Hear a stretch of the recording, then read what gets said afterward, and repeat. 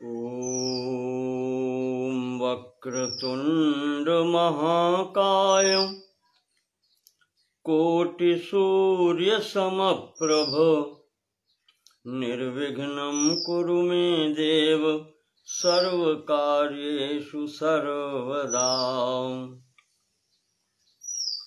कृष्णाय पूर्णपुरुषाय परात्पराय यज्ञेश्वराय परकारणकारणाय राधावराय परिपूर्णतमाय साक्षात् गोलोकधामधिषणाय नमः परस्मै।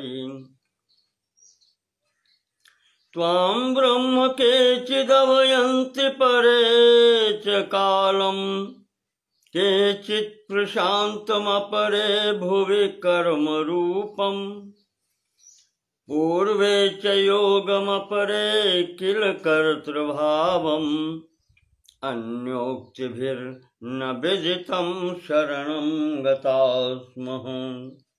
कृष्णाय वासुदेवाय हरये परमात्मने प्रणतक्लेशनाशाय गोविन्दाय नमो नमः। नमो ब्रह्मण्यदेवाय गोब्राह्मणहिताय च जगद्धिताय कृष्णाय गोविन्दाय नमो नमः। गोविन्दाय नमो नमः। ओम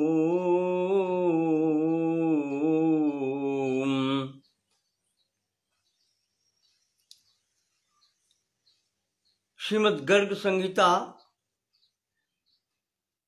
के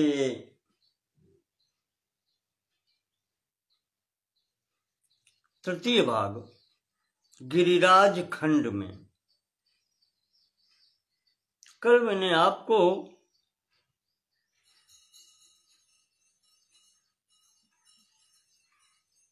गिरिराज गोवर्धन का महात्म्य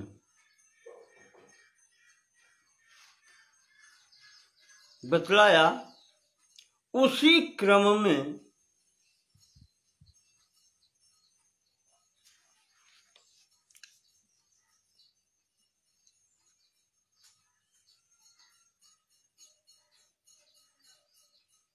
मैथिल राज मिथिलापति जो मैथिल हैं राजा बहुलाश्व वो देवर्षि नारद से प्रश्न करते हैं कि महर्षि देवर्षि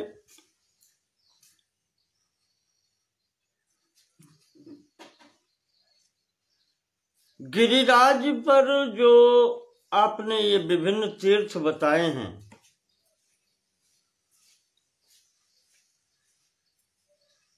केषु केषु तदंगेषु किम किम तीर्थम समाश्रितम।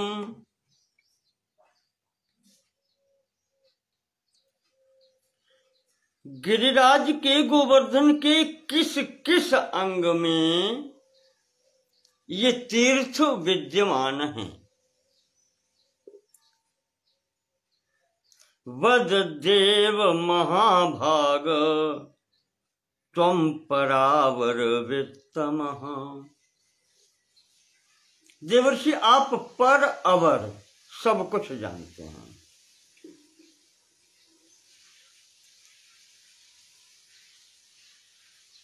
अर्थात जो होना है उसको भी जानते हैं, जो हो चुका है उसको भी जानते हैं। तुम त्रिकालदर्शी मुनिनाथा।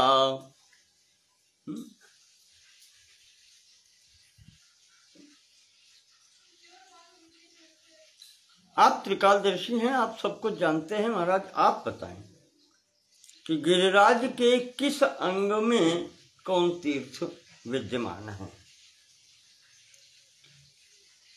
तो नारद जी कहते हैं कि राजन यत्र यस्य प्रसिद्धिः स्यात् तदंगम परमं विदुः।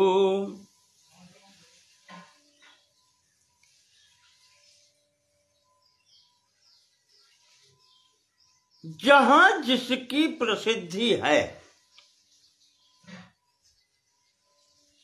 वही गिरिराज का परमांग है। परमांग का मतलब श्रेष्ठतम अंग है। वैसे परमांग मुख को भी कहते हैं, शिरोभाग मुख्य माना जाता है, तो इसको भी परमांग कहते हैं। क्रमतो नास्त्यंग चयो गिरिराजस्य मैथिलहम्। इसलिए इसका कोई निश्चित क्रम नहीं है राजन, और अंगों की क्या गिनती करें। इस शरीर के कितने अंग हैं उनकी भी कोई गिनती नहीं है।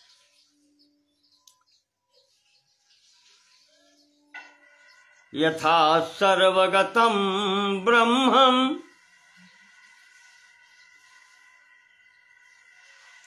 सर्वांगानि च तस्य वै। जैसे परब्रह्म परमात्मा सर्वव्यापी है, सर्वगतम सब में अनुगत है, सबके अंदर है,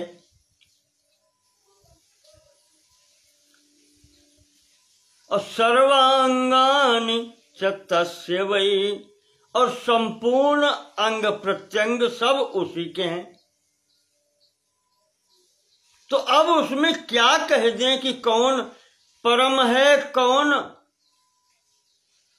अवर है।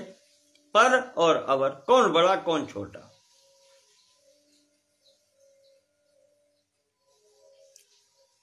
विभूतेर्भावतः शाश्वत तत्तथा। विभूतेर्भावतः शाश्वत तथा वक्ष्यामि मानद। तो अब उनको हम विभूति मान करके ही सर्व अंग श्रेष्ठ हैं ये मान करके आपके समक्ष वर्णन करते हैं।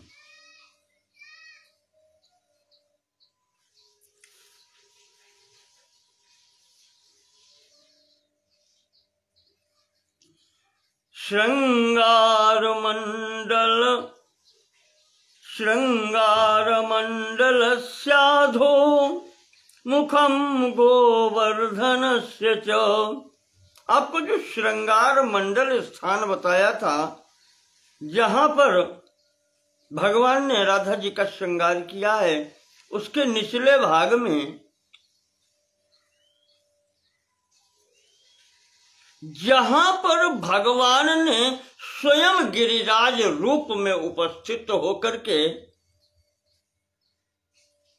अन्नकूट किया था, या वो जो नैवेद्य निवेदित ब्रजवासियों ने किया था, वो ग्रहण किया था, वो स्थान भगवान का मुख कहा जाता है। वो स्थान भगवान का मुख कहा जाता है। श्रृंगारमंडलस्याधो मुखम गोवर्धनस्य च यत्रान्नकूटं कृतवान् भगवान ब्रजवासिभिः। भगवान ने ब्रजवासियों के द्वारा समर्पित नैवेद्य अन्न का जो भोग लगाया था, वो से स्थान पर गिरिराज का मुख माना जाता है।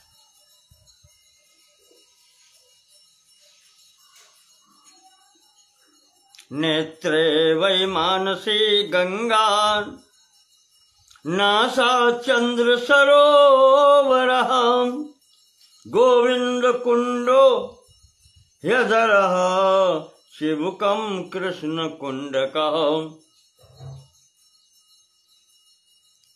नारद जी कहते हैं कि राजन, मानसिक गंगा जो है, मानसी गंगा, वो गिरिराज के नेत्र हैं, दोनों नेत्र हैं। नेत्रे वही मानसी गंगा नासा चंद्र सरोवर, जो चंद्र सरोवर है वो नाक है, नासा। गोविंद कुंड जो है, गोविंद कुंडो ह्यधरा, ओठ गोविंद कुंड है और चिबुकम कृष्ण कुंड कहा, पास का स्थान ये कृष्ण कुंड है।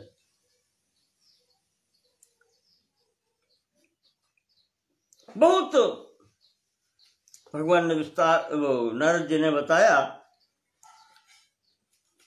राधा कुंड इस गिरिराज गोवर्धन की जिह्वा है, ललिता सरोवर कपोल हैं, गोपाल कुंड कान है, कुसुम सरोवर कर्णांत भाग है, कान के पास का भाग।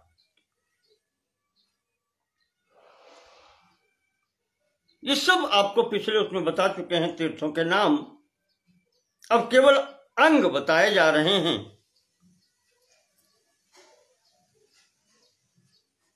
जिस शिलापट पर भगवान के मुकुट का चिन्ह था वो गिरिराज का ललाट है। चित्रशिला जो है उनका मस्तक है और वाजनी शिला उनकी ग्रीवा है, अर्थात ये गले का भाग है। कंदुक क्षेत्र, कंदुक तीर्थ उनका पार्श्व भाग है, पिछला भाग है, और उष्णीश तीर्थ को कमर का भाग बतलाया गया है। मैं आपको संक्षेप में बताया देता हूं। द्रोण तीर्थ ये भी पृष्ठदेश में है, लौकिक तीर्थ पेट में है, कदम्ब खंड हृदय है, श्रृंगार मंडल तीर्थ उनकी आत्मा है। श्री कृष्ण चरण जहां पर हैं वो गोवर्धन जी का मन है।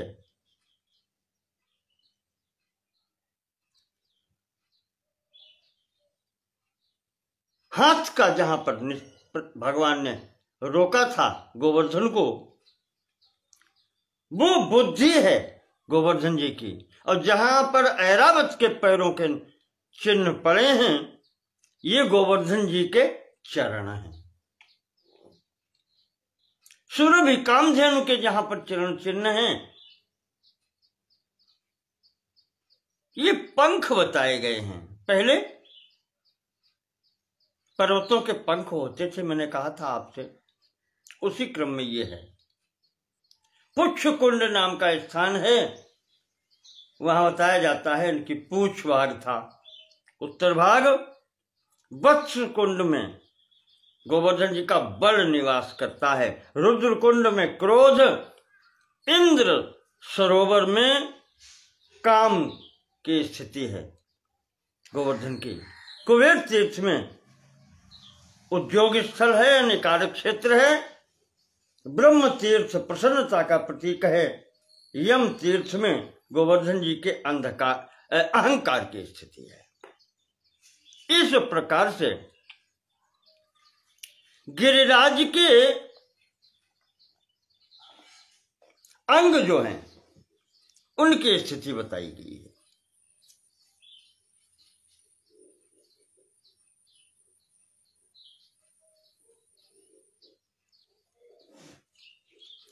बता करके नारद जी कहते हैं,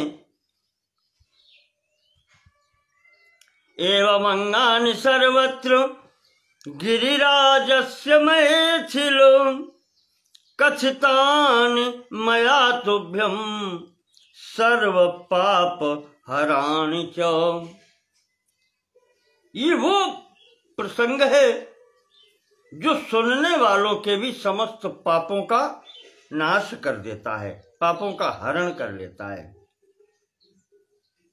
गिरिराज की विभूतियों के नाम इस प्रकार से जो सुनता है, सगच्छे धाम परमम, वो परम पद को प्राप्त करता है। गोलोकम योगी दुर्लभम, और योगियों के लिए भी जो दुर्लभ पद है, उस गोलोक की भी प्राप्ति उसे होती है।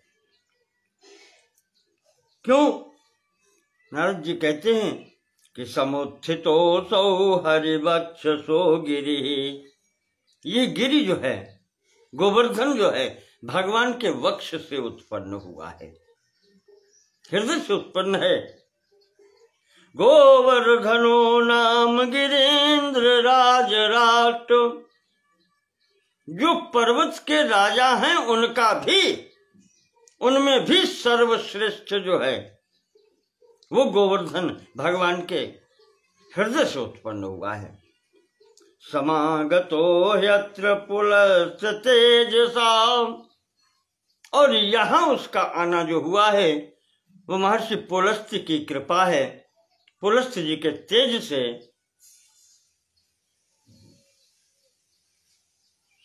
जब ये गोवर्धन उत्पन्न हुए तो वहां से इनको लाने के लिए ये महर्षि पुलस्त्य की देन है। यद दर्शना जन्म पुनर्न विद्यते, ये प्रभाव इनका है जिसके गिरिराज गोवर्धन के दर्शन कर लेने वाले का फिर पुनर्जन्म नहीं होता, वो मुक्त हो जाता है। ये प्रसंग सुनकर के बहुलाश्व जी कहते हैं नारद जी से कि देवर्षि,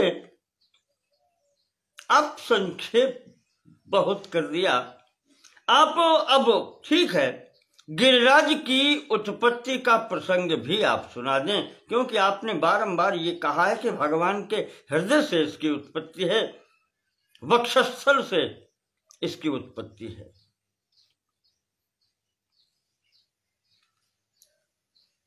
इसीलिए भगवान को यह अत्यंत प्रिय है।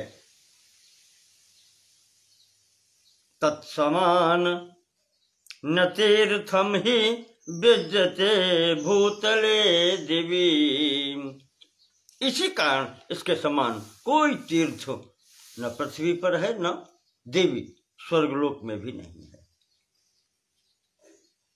ये सब स्थिति कैसे बनी, कैसे इसकी उत्पत्ति हुई, मां देवर्षि आप बतलाएं, क्योंकि आप भी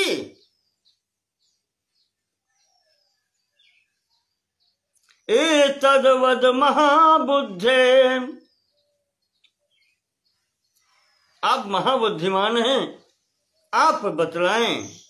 त्वम साक्षात हरि मानसः, आप तो भगवान के मन हो,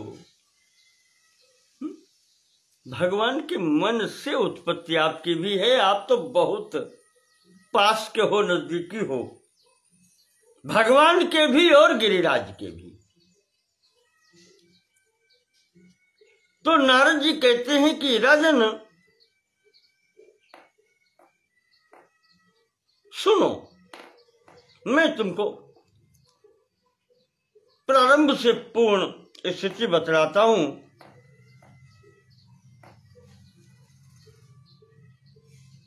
जो इस वृत्तांत को सुनता है, जो इस कथा को सुनता है, चतुष्पदार्थदम नृणाम आद्य लीला समन्वितम,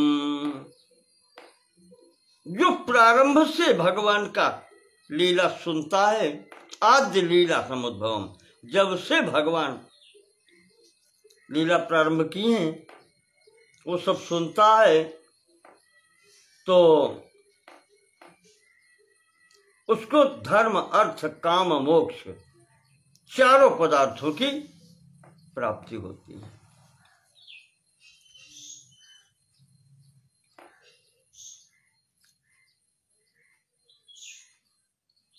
तो नारद जी कहते हैं कि राजन, अनादिरात्मा पुरुषो निर्गुण प्रकृते परा, वो अनादि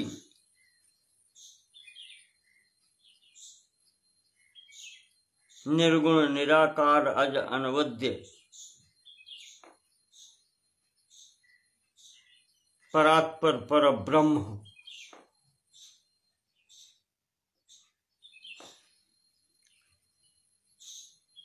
जो प्रकृति से भी परे है, निर्गुण निराकार जिसको कहते हैं, वही परिपूर्णतमः साक्षात श्री कृष्णो भगवान प्रभु, वही परिपूर्णतम ब्रह्म भगवान प्रभु सर्वनियंता भगवान श्री कृष्ण है। प्रत्यग्धामा स्वयं ज्योति रममाणो निरंतरम, प्रत्यग्धामा अकेले हैं, एकमात्र, स्वयं ज्योति स्वयं प्रत्यग्धामा स्वयं ज्योति, यानी स्वयं प्रकाशित है।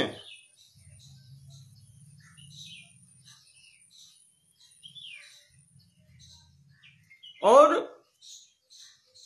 रममाणो निरंतरम,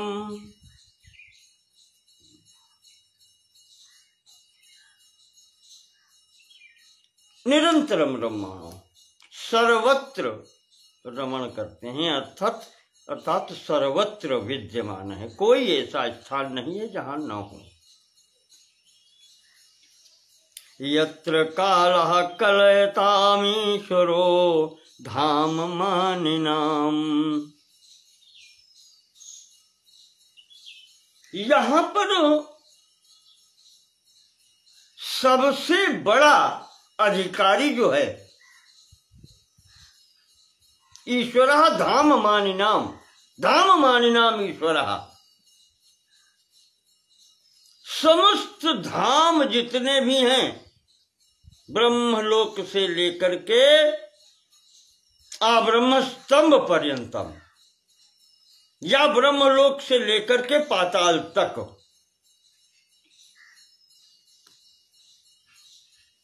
या यूं कहें कि 3 लोक 14 भुवन, असंख्य ब्रह्मांड मध्य, एक ब्रह्मांड नहीं, असंख्य ब्रह्मांड मध्य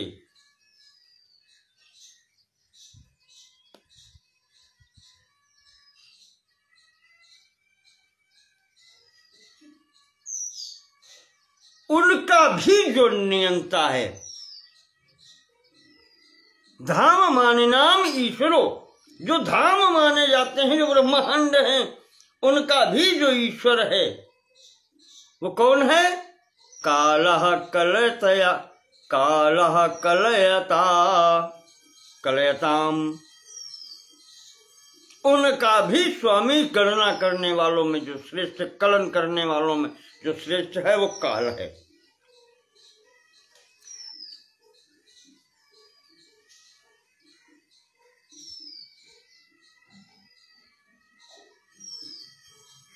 वो काल, यत्र कालः, ऐसा जो काल है जो सर्व असंख्य कोटि ब्रह्मांडों को नियंत्रित करने वाला, वो काल भी राजन्न प्रभवेन माया न महांस्य गुणः कुतः, राजन अप्रभेन माया, वो काल का जो, काल का भी जो कहना चाहिए कि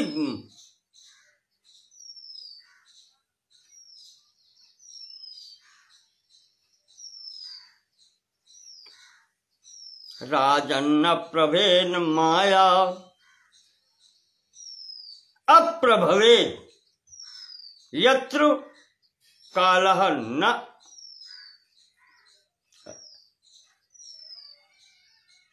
जहां पर काल भी अपना प्रभाव नहीं डाल सकता, कहने का तात्पर्य ये है।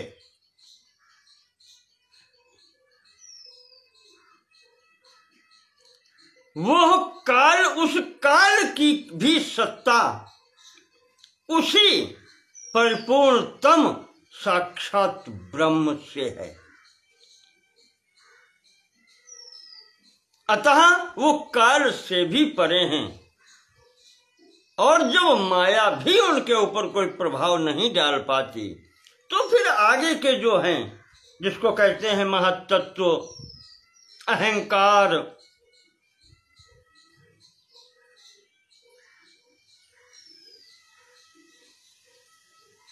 चित्त, मति, ये इनका कोई भी प्रभाव नहीं होता और न ये प्रवेश कर पाते हैं। मन, बुद्धि, चित्त, अहंकार, ये जहां पर इनकी कोई गति ही नहीं होती, जहां पर माया से परे है, जहां माया की कोई गति नहीं है, तो वहां पर फिर मन और चित्त तो इनकी क्या गति हो सकती है। यद गत्वा न निवर्तन्ते तद धाम परमम मम, कैसा परम धाम है।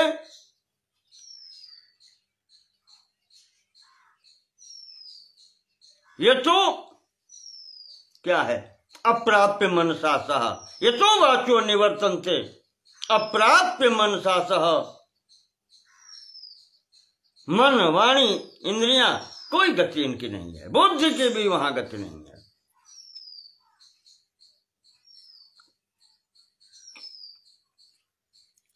तो कहते हैं कि इस प्रकार से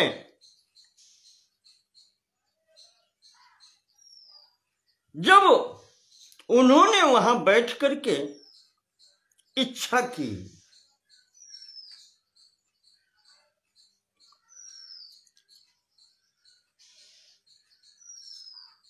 स्वधाम्नि ब्रह्म साकारम इच्छयाच व्यचीकरत तदैच्छते को हम बहुश्याम प्रियायेय। तो सर्वप्रथम कहते हैं कि साकारत्व ग्रहण करने की इच्छा उत्पन्न की। यहां पर लिख रहे हैं स्वधाम्नि ब्रह्म साकारम इच्छत,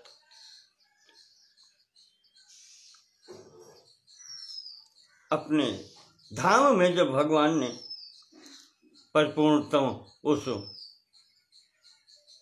परात्पर परब्रह्म ने साकार होने की इच्छा प्रकट की, कहते हैं तो सर्वप्रथम शेष जी आए। प्रथमं चाभवत् शेषो विश्वेतो बृहद्वपु। विश्व श्वेतो, विष कहते हैं कमल की नाल को। कमल की नाल सफेद होती है, गौर वर्ण होती है। तो भगवान शेष जी का जो प्रथम स्वरूप आविर्भूत हुआ, सहस्र फणधारी गौर वर्ण बृहद बपू हो, बहुत विस्तृत इनका शरीर है। तदुत्संगे महालोको गोलोको लोक वंदिता। और उन भगवान शेष की गोद में गोलोक धाम का आविर्भाव हुआ। भगवान शेष जी की गोद में उत्संग में गोलोक धाम का आविर्भाव हुआ, जो लोक वंदित। अब लोक वंदित तो होगा ही, जो सर्वप्रथम जिसकी उत्पत्ति हो रही है। यम प्राप्य भक्ति संयुक्त पुनरावर्तते नहीं, जहां पहुंच करके फिर भक्तों को पुनः इस संसार में नहीं आना पड़ता। असंख्य ब्रह्मांड पतेर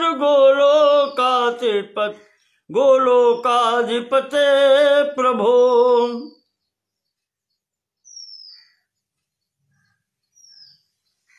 वो जो अब उस जो धाम की उत्पत्ति हुई वहां विराजते हैं भगवान, परिपूर्णतम साक्षात भगवान प्रभु श्री कृष्ण जी विराजमान होते हैं। तो कहते हैं कि उनसे जो असंख्य ब्रह्मांडों के अधिपति हैं, गोलोक के भी अधिपति हैं, उनके चरणों से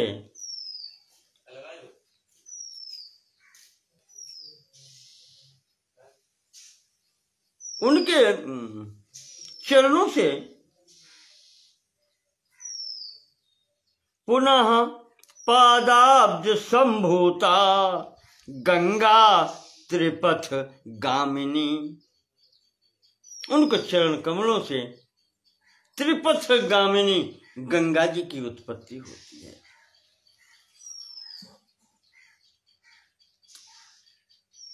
स्वर्ग पृथ्वी पाताल गामिनी, त्रिपथ गामिनी गंगा जी की उत्पत्ति होती है। और नारद जी कहते हैं कि फिर इसके पश्चात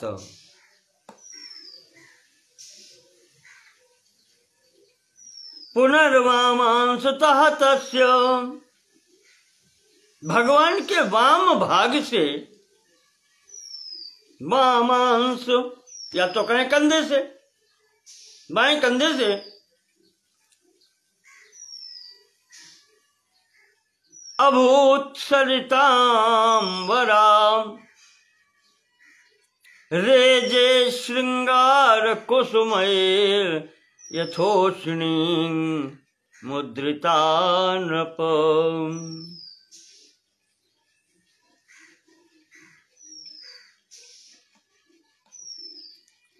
यहां से जो प्रकट हुई हैं, पुनर्वामांसतः तस्य कृष्णाभूत सरितांबराम, सरिताओं में श्रेष्ठ सरिता यहां पर जो प्रकट हुई हैं, ऐसे वो सुशोभित हैं। रेजे श्रृंगार कुसुमैर, श्रृंगार अब बाएं कंधे से हैं तो श्रृंगार इस प्रकार से उनको प्राप्त हुआ है, लगता है जैसे भगवान की उष्णीष, उष्णीष कहते हैं पगड़ी। रेजे श्रृंगार कुसुमैर यथोष्णी मुद्रिता नृप, जैसे रंग बिरंगी छपी हुई जो पगड़ी होती है वो दिखलाई पड़ती है।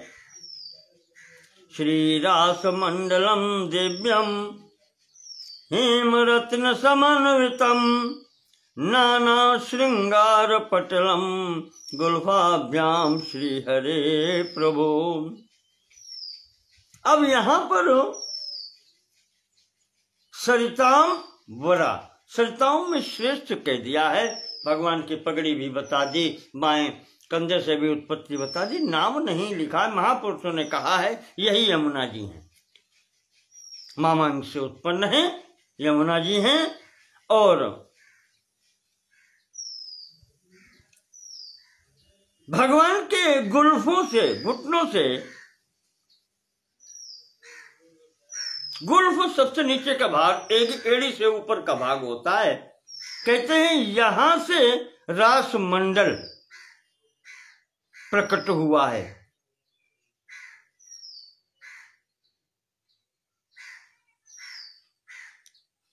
इस रास मंडल में सभी कुछ है, आंगन है, सभा है, बैठने उठने के सभी स्थान है। बसंत तो होना ही चाहिए, रासमंडल है तो। इसके पश्चात भगवान की जंघा से निकुंज वन ये उत्पन्न हुआ है, भगवान के घुटनों से वृंदावन। उत्पन्न हुआ है। लीला सरोवर की उत्पत्ति भी यहीं से हुई है। भगवान की कमर से, कमर भाग से इस संपूर्ण क्षेत्र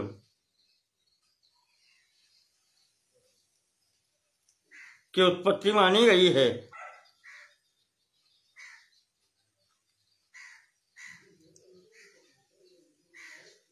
भगवान की नाभि कमल से कमलों की उत्पत्ति बताई जाती है। कमल के पुष्प भगवान के नाभि कमलों से ही इनकी उत्पत्ति है, जो यहां पर खिले हुए हैं इस क्षेत्र में, ब्रजमंडल में, गोलोक मंडल में।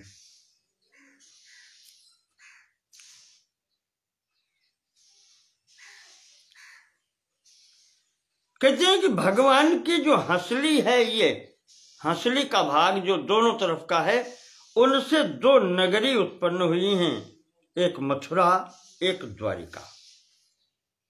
इनकी उत्पत्ति हुई है। भगवान की भुजाओं से श्री रामा सहित 8 उनके पार्षद हुए हैं।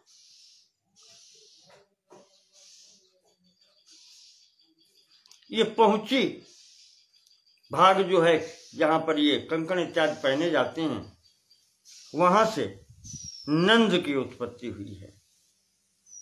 9 नंद हुए, अग्रभाग से इनके 9 उपनंद हुए, और जहां भुजाओं का उत्पत्ति स्थल है, यहां से वृषभानुओं की उत्पत्ति है।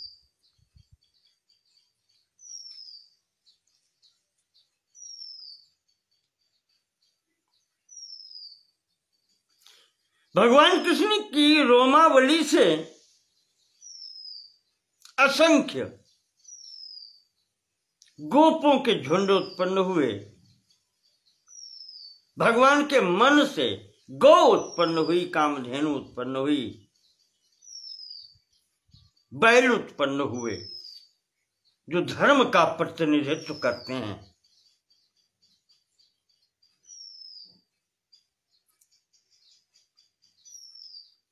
कृष्ण श्री कृष्ण मनसो गावो, वृषा धर्म धुरंधरा।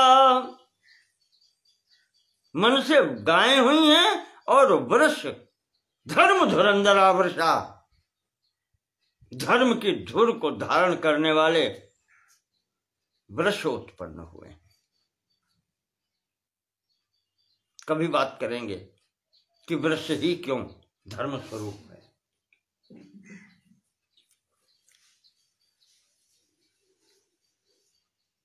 ये यहां पर बताया है। नारद जी कह रहे हैं, भगवान की बुद्धि में से ही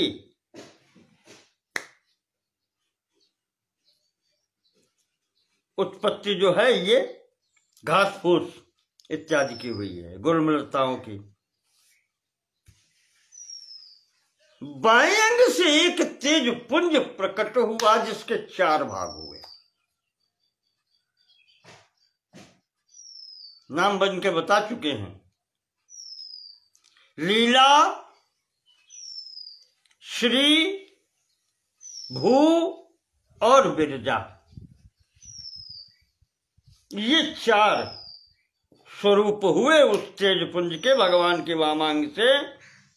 इसमें जो लीला है, कभी कभी इनको लीलावती भी कह दिया जाता है, यही श्री राधा जी हैं, जो लीला सहचरी हैं, वो लीला स्वरूपा ही हैं। ह्लादिनी शक्ति भगवान की, ह्लाद प्रसन्नता देने वाली, वही ये लीला हैं। श्री ऐश्वर्य लक्ष्मी जी, और भू पृथ्वी देवी, जिनका स्वरूप आपने श्रीमद् भागवत में पढ़ा होगा, सत्यभामा जी इसी स्वरूप में। और विरजा। विरजा नाम की ये भगवान की पत्नियों में ही इनका स्थान आता है। ये समस्त चारों शक्तियां भगवान की हैं। एक तो विरजा नाम ऐसा है, विरज के आधार पर विरक्ति आप मान लें, पर पत्नी विरक्ति कैसे हो सकती है? चलो, ये इनकी बात पीछे में बात आ चुकी है। ये द्रव रूपा भी हो जाती हैं कभी, और इन्हीं विरजा में गंगा यमुना सबका समावेश है।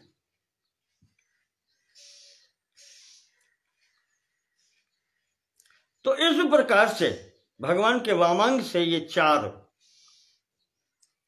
स्वरूप हैं, उनकी शक्ति स्वरूपा, जिनके नाम लीला, श्री, भू और विरजा इस प्रकार से हैं।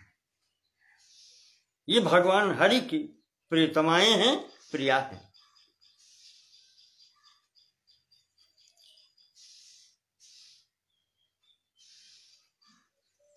और राधा जी से ही उनकी दोनों सखियां उत्पन्न हुई हैं, जिनका नाम है ललिता और विशाखा, जो मुख्य सखियां हैं इनकी।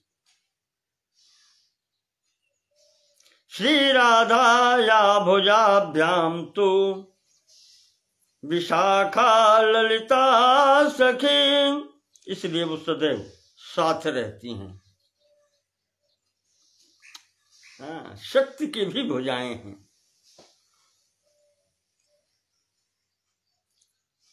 सचर्यस्तथा गोप्यो राधारो मोद्भवानप, और भगवती नित्य लीला सहचरी श्री राधा जी के रोम मंडल से गोपियों की उत्पत्ति है।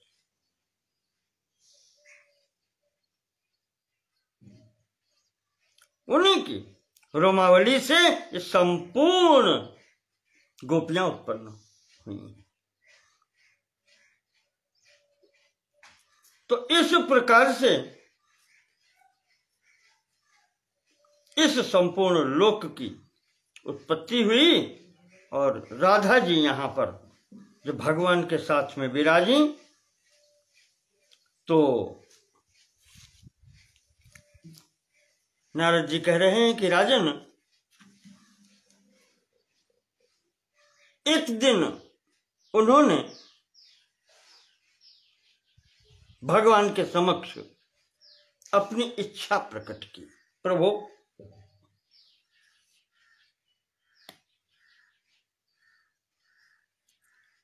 कहती हैं कि यदि रासे प्रसन्नोसि, यदि मेरे रास से आप प्रसन्न हैं। बहुत अच्छी बात आ गई। रास का तात्पर्य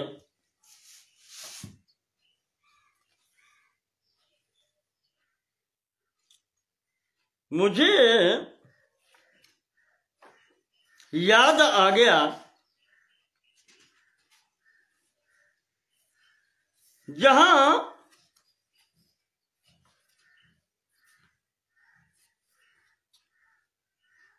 अग्नि पुराण, हमारे सनातन ग्रंथों में एक पुराण है।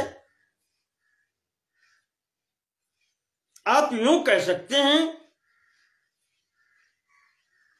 कि ये सनातन धर्म की एनसाइक्लोपीडिया है। संभवतः ऐसा कोई विषय नहीं छूटा जो इस पुराण में न हो, भले ही संक्षेप में रूप में हो। इस अग्नि पुराण के 239वें अध्याय में प्रारंभ करते हैं। यहां इस पुराण के वक्ता स्वयं अग्निदेव हैं और श्रोता वशिष्ठ जी हैं। वशिष्ठ जी प्रश्न करता है, श्रोता है, और अग्नि देवता स्वयं सुना रहे हैं।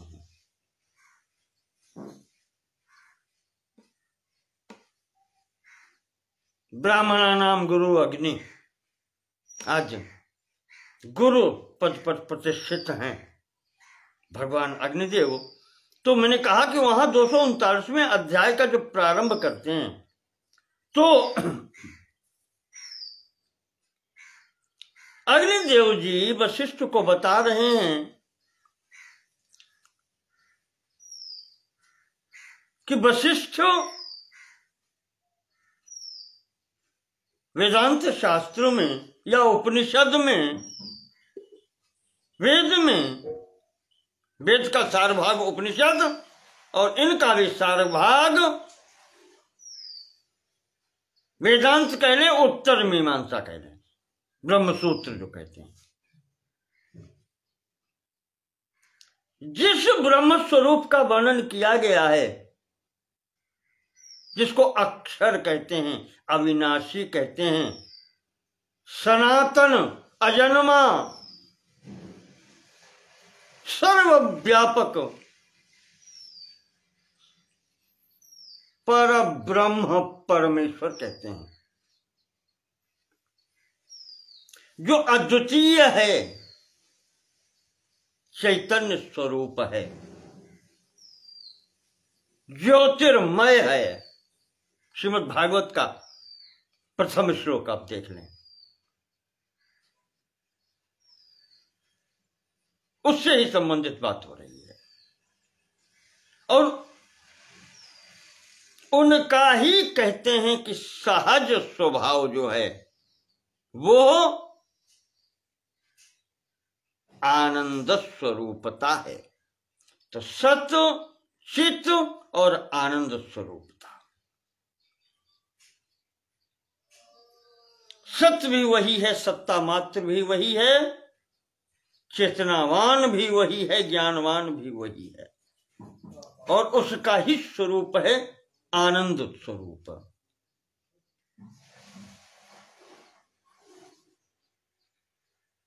भगवान अग्निदेव वशिष्ठ को बतला रहे कि वशिष्ठ, जब कभी उनकी इच्छा होती है और वो आनंद स्वरूप से एक बूंद, या बिल्कुल कहें सीकर बूंद, कुछ डुबा करके नोक में जितना आता है, उस आनंद की जब कभी कभी व्यंजना होती है, व्यक्ति होती है, अभिव्यक्ति होती है,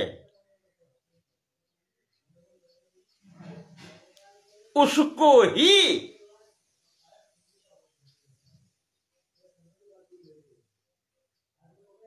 कहें कि चमत्कार जब वो होता है, वही उसको ही चैतन्य भी कहते हैं, प्रत्येगात्मा भी कहते हैं, और वही रस कहा जाता है। गंभीर स्थिति है, समझने का प्रयास कीजिएगा। अक्षर अविनाशी परब्रह्म परमात्मा जो सनातन है, अजन्मा है, सर्वत्र व्यापक है, सत्ता मात्र है, संपूर्ण ज्ञान स्वरूप है, प्रकाश स्वरूप है, और आनंद स्वरूप है। जब उसके आनंद की थोड़ी सी झलक अभिव्यक्त होती है, अव्यक्त से व्यक्त होती है, उसी को रस कहते हैं। कुछ लोग, यही चमत्कार है प्रभु का, जो आनंद सिंधु सुख राशि, सी करते त्रैलोक्य सुपासी।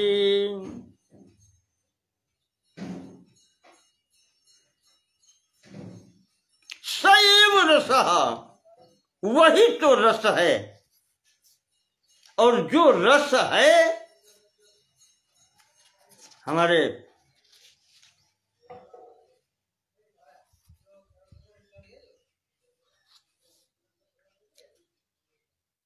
सैव रसाय, यानी जिसको श्रुति कहती है रसो वही सहा। और इस रस को जब अभिव्यक्ति होती है तो रसम ह्येवायम लब्ध्वा आनंदी भवति। एतत् समस्त विश्व प्रपंचम आनंदी भवति येन। तैत्तिरीय उपनिषद कहती है कि उसी रस को प्राप्त करके इस संपूर्ण असंख्य ब्रह्मांड रस की अनुभूति प्राप्त करते हैं, आनंद प्राप्त करते हैं उसी शिखर बिंदु में, जिसका वो समुद्र है, सच्चिदानंद घन है, आनंदमय है, आनंद सागर है। उसकी शिखर बिंदु से इस संपूर्ण असंख्य ब्रह्मांड आनंदित हो जाते हैं। वो रस है। अगर वो न हो तो श्रुति कहती है को हेवान्यात् कहा प्राण्याद यदेश आकाश आनंदो न स्यात्। अगर यह आनंद न होता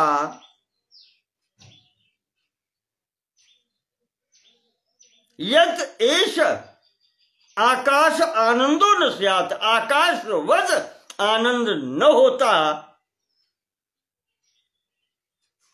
परमात्मा आनंद क्या है? वो शिखर बिंदु भी क्यों न हो, वो पूर्ण है।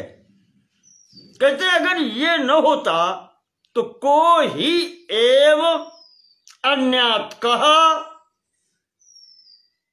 प्राण्यात्। प्राणवान कौन होता अगर ये न होता? मूल तो प्राण देने का, प्राण देने वाला तो यही है। इससे ही हम सब जीवित हैं।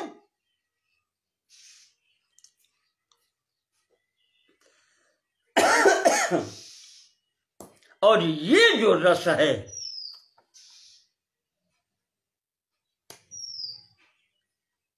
रस एव रासा,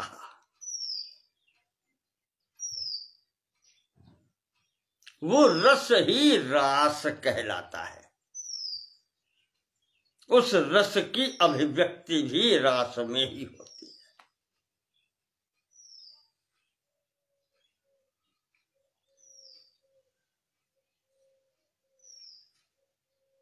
अक्षरम ब्रह्म परमम, अग्नि पुराण का वही प्रथम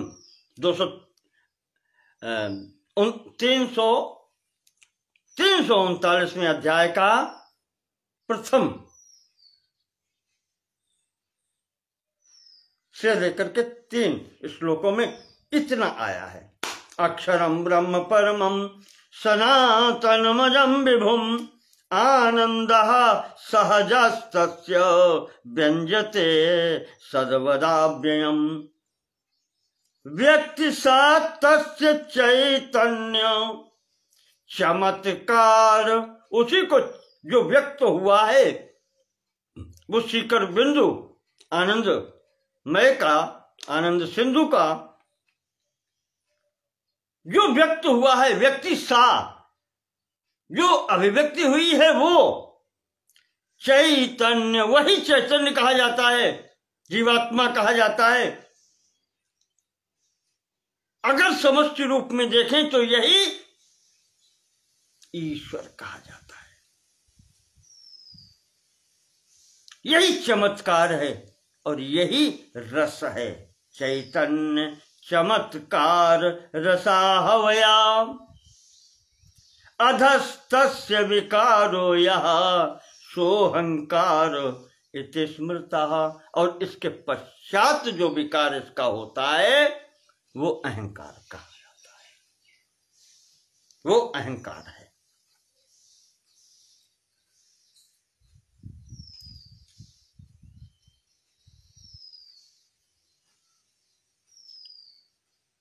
और वहां तो इतना कह दिया है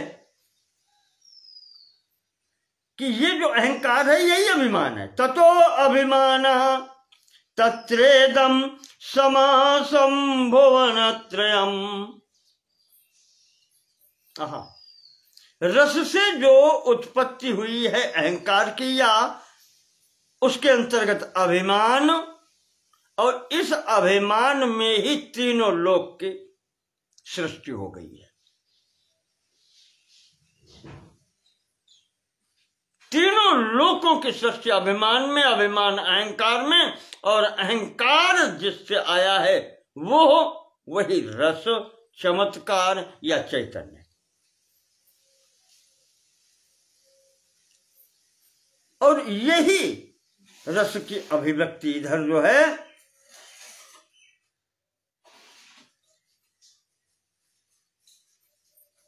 क्या कहें उसको, अभिमानाद रति साच परिपोषण मुपेयुषु। और उसी से अरे क्या कहें, वो बस उसी में हो गया। अभिमान में ही संपूर्ण लोकों की व्याप्ति है, अर्थात इस लोक में व्यक्ति है उसके अंतर्गत अभिमान या अहंकार रहेगा अवश्य। जब तक इससे छूटना नहीं होगा तब तक उसकी प्राप्ति कठिन है। तो उसी राशि के जो मूर्तिमान स्वरूप है वही राधा जी है।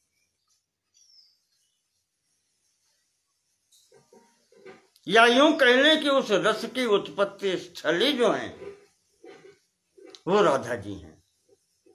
रसो वही सहा, और यहां पर रसो वही रासहा, रस ही वो रास स्वरूप है।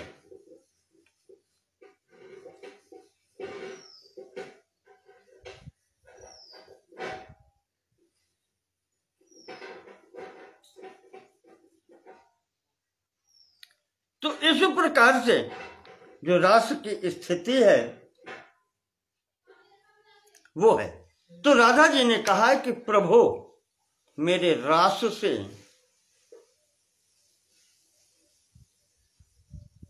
यदि आप प्रसन्न हैं,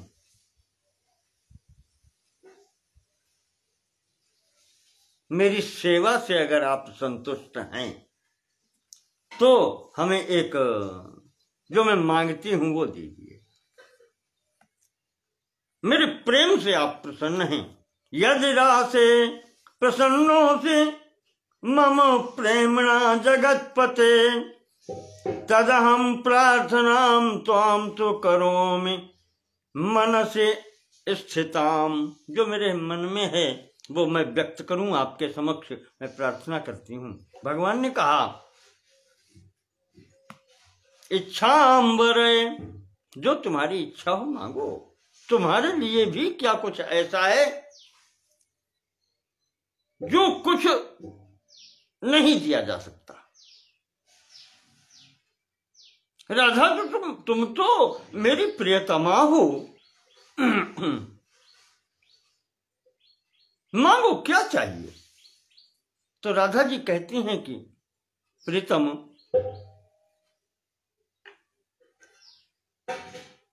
ऐसे स्थान का निर्माण करें, रहस्थला, जो एकांत स्थली हो, जहां हम आप साथ रह सकें, जहां पर समस्त वृंदावने दिव्य निकुंज पार्श्वे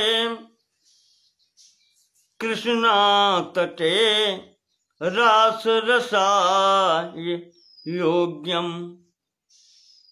यमुना जी का किनारा हो, निकुंज स्थिति हो, वृंदावन का भाग हो,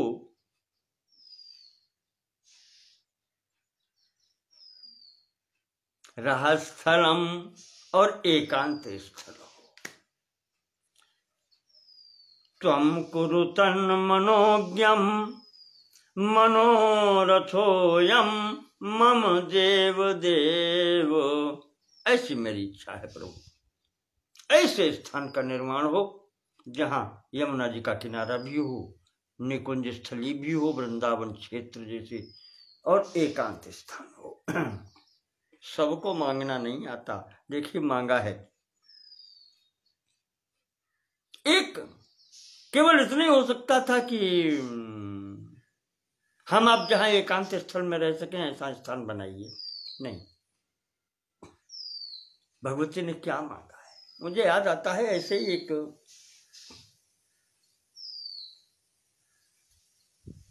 कहा जाता है किसी एक राज्य पर बलवान राजा ने आक्रमण कर दिया, आक्रमण करके उसको जीत लिया। वो स्थिति बनी, वो चाहते थे कि जो पुरुष हैं, जो लड़ सकते हैं, जो शत्रुता मान सकते हैं, इनको सबको समाप्त कर दिया जाए। तो उन्होंने आदेश दिया नगर में कि प्रत्येक स्त्री यहां से निकल जाए और उसकी जो प्रिय वस्तु हो वो एक वस्तु अपने साथ ले जा सकती है।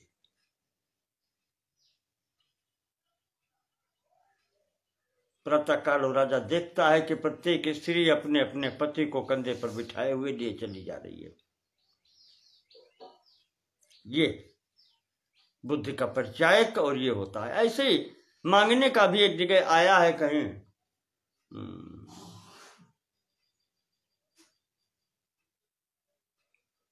हाँ, आपको एक छोटी घटना बता दें, भोज प्रबंध में आई है। एक बार एक ब्राह्मण राजा भोज के यहां आया, अपनी विद्वत्ता दिखा करके उसने राजा को प्रसन्न किया। राजा ने कह दिया अपने नौकरों से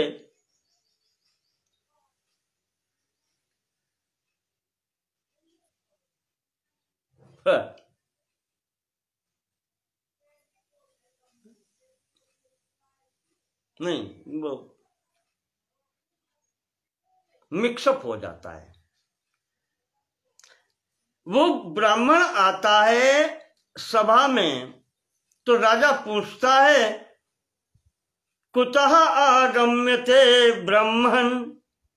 अब पूरा याद नहीं है लेकिन जितना याद है भाव बताऊंगा आपको। हे ब्राह्मण देवता, तुम्हारा आना कहां से हो रहा है, कहां से तुम आ रहे हो? कुतः आगम्यते ब्राह्मण। तुम उत्तर देता है कैलासादागतोस्मि हम। तो कहता है राजन मैं कैलाश पर्वत से आ रहा हूं जहां भगवान शिव जी रहते हैं। राजा पूछता है भगवान शिव कुशल से हैं? तो ब्राह्मण कहता है शिवो मृतः। नहीं साहब, वो तो समाप्त हो गए। मृतः सीधा प्रयोग करता है, आपको मांगने की कला बताते हैं। राजा पूछता है भगवान शिव सकुशल हैं? तो ब्राह्मण कहता है कि वो मर गए, मृतः। हाँ, कैसे? अब राजा सब कुछ जानता है पर अब वो कला देख रहा है ब्राह्मण की। राजा कहता है कैसे? तो ब्राह्मण कहता है कि शिवो मृतः। कैसे? ऐसे राजन, आधा अंग भगवती जगत जननी गिरिजा जी ले गई। भगवान शिव का आधा अंग, आधे अंग में वो है, अर्धनारी स्वरूप देखा है, वो ले गई। शेष आधा अंग भगवान विष्णु ले गए, क्योंकि हरिहर स्वरूप आपने देखा है। आधा अंग गिरिजा ले गई, आधा अंग भगवान विष्णु ले गए। चंद्रमा आकाश में चला गया, नाग देवता पाताल में चले गए,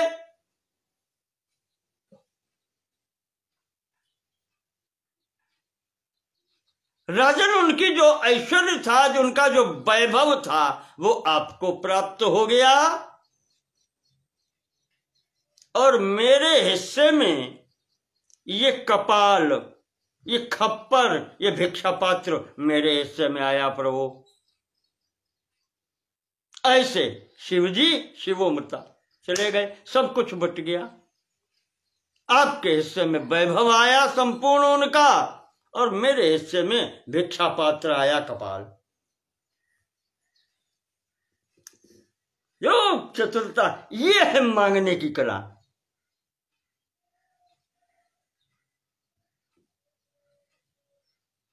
भोज कहते हैं लक्ष्म ददौ, वहां तो हर कहानी के अंत में भोज प्रबंध में यही आता है।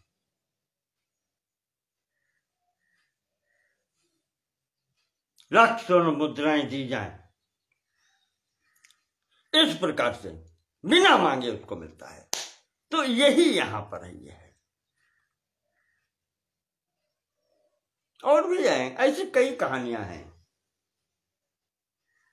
एक बार एक अंधी स्त्री थी, कुछ भी नहीं था उसके पास। भगवान की आराधना करती है, भगवान समक्ष आते हैं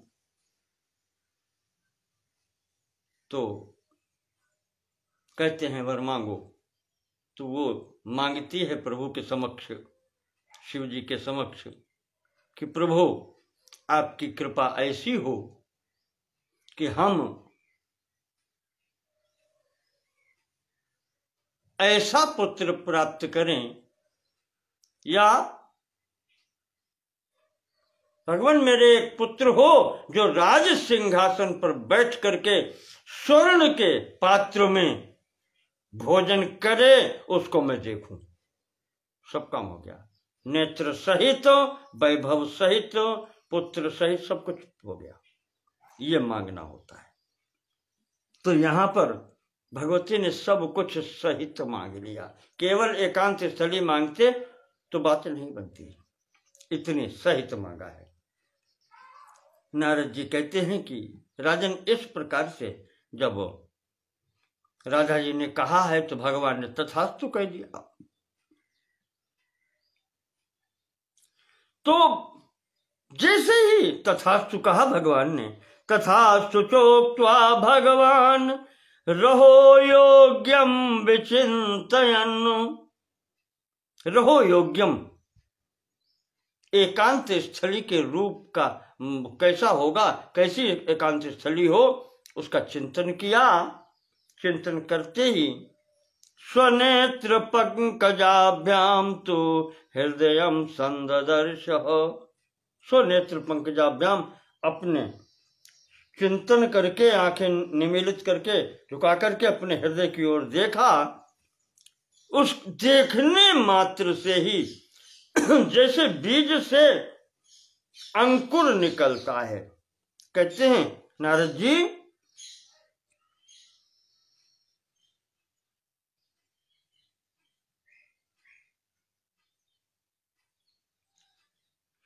तदैव कृष्ण हृदयाद गोपी व्यूहस्य पश्यतः। उन समस्त गोपियों के बीच में राधा जी के समक्ष बैठे हुए जैसे ही भगवान ने दृष्टि डाली तो उनके हृदय से निर्गतम सजलम तेजो, जल सहित एक तेज उत्पन्न हुआ। अनुरागस्येव चांकुरम, जैसे नहीं कि प्रेम स्वयं हृदय से प्रेम अंकुरित हो उठा हो। जैसे पौधा अंकुरित होता है तो वो निकलने लगता है, बिल्कुल उसी प्रकार से वो अंकुरण हुआ और वो वहां पर बाहर आया। पतितम रास भूमौ तत्, वो अंकुरण जैसा आया और रासभूमि पर वहीं गिरा गोलोक धाम में, और वो बढ़ने लगा, वो पहाड़ स्वरूप हो गया। रत्न धातुमयम दिव्यम सुनिर्झर दरीव्रतम, जिसके ऊपर झरने भी हैं, गुफाएं भी हैं, निर्झर झरने हैं, दरी गुफाएं हैं।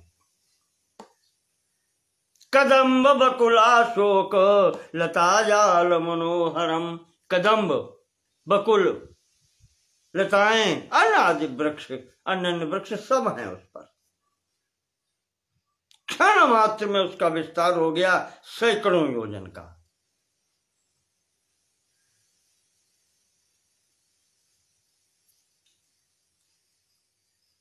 सैकड़ों उसके शिखर दिखने लगे। तो किसी किसी ने इसको शतशृंग भी कहा, जिसके 100 चोटियां हों, श्रृंग हों, शतशृंग भी कहा। और यही गोवर्धन कहलाया। गोवर्धनाख्यम तच्चाहु शतशृंगम तथा परे। किसी किसी ने शतशृंग भी कहा और कोई गोवर्धन, इसी को कहते हैं।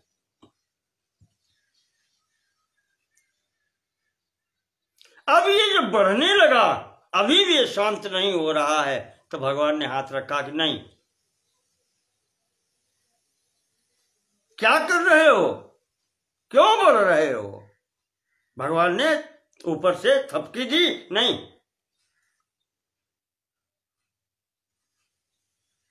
क्यों बढ़ रहा है। भगवान कहते क्या आवश्यकता है, तू तो वैसे भी मेरे हृदय से उत्पन्न हुआ है, इतना वो करने की क्या आवश्यकता है। और तू ऐसा हो जाएगा तो ये बाकी जीव कहां जाएंगे, पूरी पृथ्वी तू ही ढक लेगा।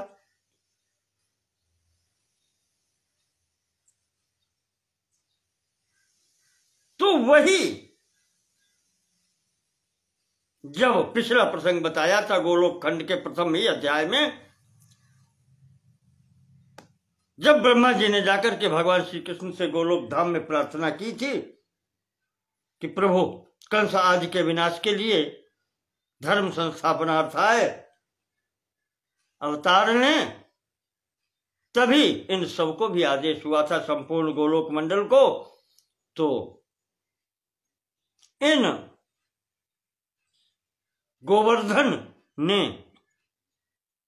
द्रोणाचल की पत्नी के गर्भ से जन्म लिया। शाल्मली द्वीप वहां पर आया है, शाल्मली द्वीप में द्रोणाचल की पत्नी से गर्भ से इसने जन्म लिया, और वहां से फिर इसको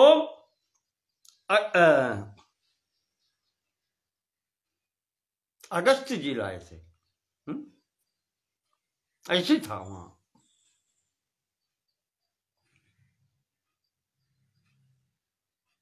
मुझे लगता है वहां पुलस्त्य जी का नाम था,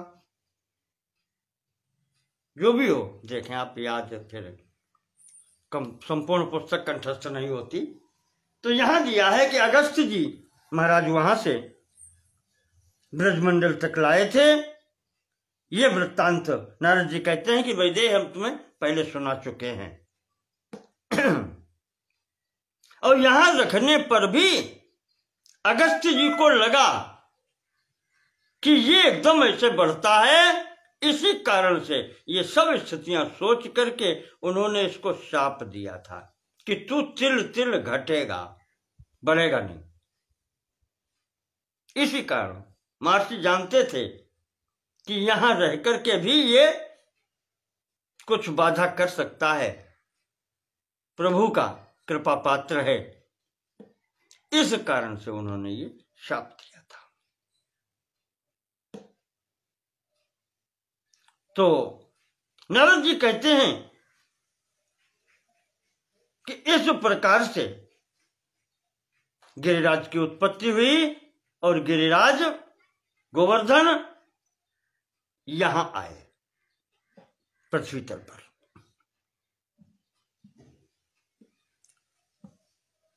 आगे नारद जी कहते हैं कि बहुलाश्व एक समय की घटना है, पुराना इतिहास हम आपको सुनाते हैं।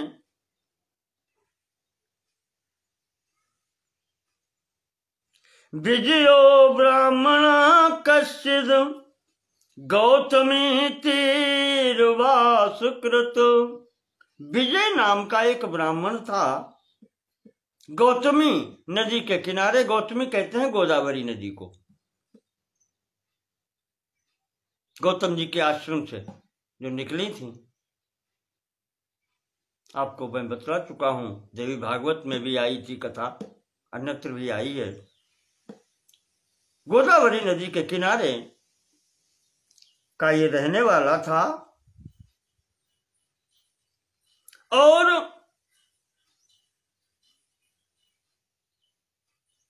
आययौ स्वमृणम ने तुम मथुराम पापनाशिनी। बहुत बड़ा आदमी था, ऋण इत्यादि बांटता था, धनवान था, धन बांटता था और उस पर ब्याज लेता था। ब्राह्मण होकर के, कहना चाहिए वाणिज्य कर्म कहने, वार्तावृत्ति अपना रखी थी, ब्याज भी लेता था। ये अपने ऋणी व्यक्तियों से ऋण वसूल करने के लिए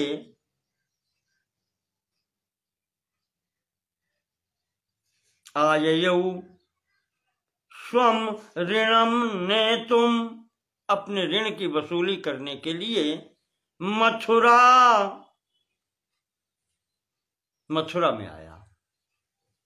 पापनाशिनी मथुराम आययौ, पाप नगरी, वो पाप नाश करने वाली नगरी है। ये मोक्षदायिका नगरी कही जाती हैं, अयोध्या मथुरा माया, काशी कांची अवंतिका, पुरी द्वारावती एम सप्त, क्या है, पुरी मोक्षदायिका,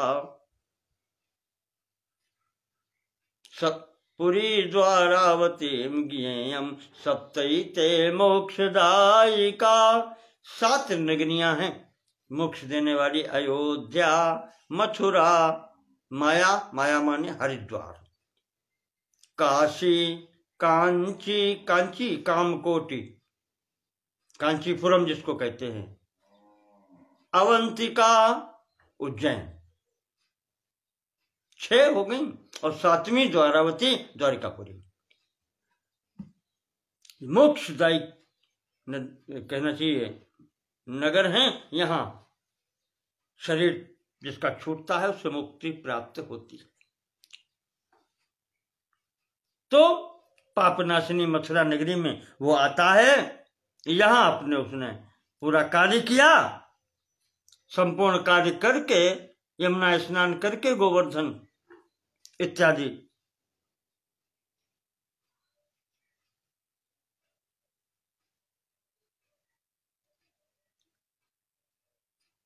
घर जाने के समय गोवर्धन के पास से निकलता है, तो वो गोवर्धन की एक शिला छोटी सी वो उठा लेता है। ये ले लिया उसने,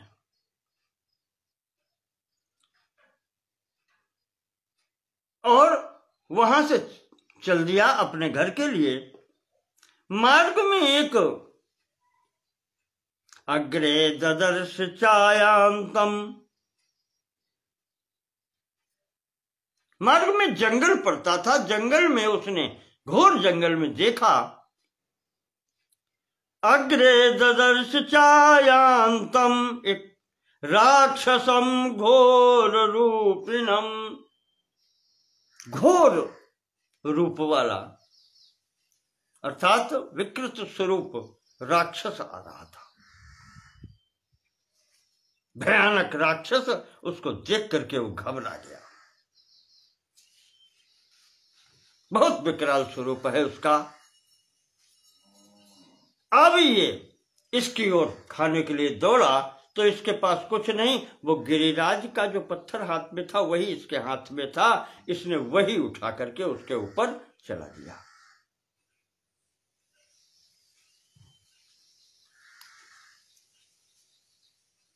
गिरिराजोद भरे नासौ, पाषाणे निज घान तम। वो गिरिराज से जो पत्थर का वो लाया था शिला, वो उठा करके उसने जघान तम, राक्षस को मारी। तो गिरिराज शिला स्पर्शात त्यक्त्वा सौ राक्षसीम तनुम। जैसे ही पत्थर गिरिराज शिला उसको स्पर्श करती है, त्यक्त्वा सह राक्षसीम तनुम, उसका राक्षसी स्वरूप छूट गया।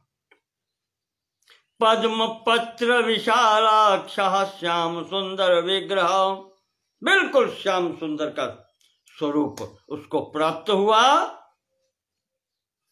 कमल जैसे नेत्र बड़े बड़े, बनमाली पीतवासा मुकुटी कुंडलान्विता।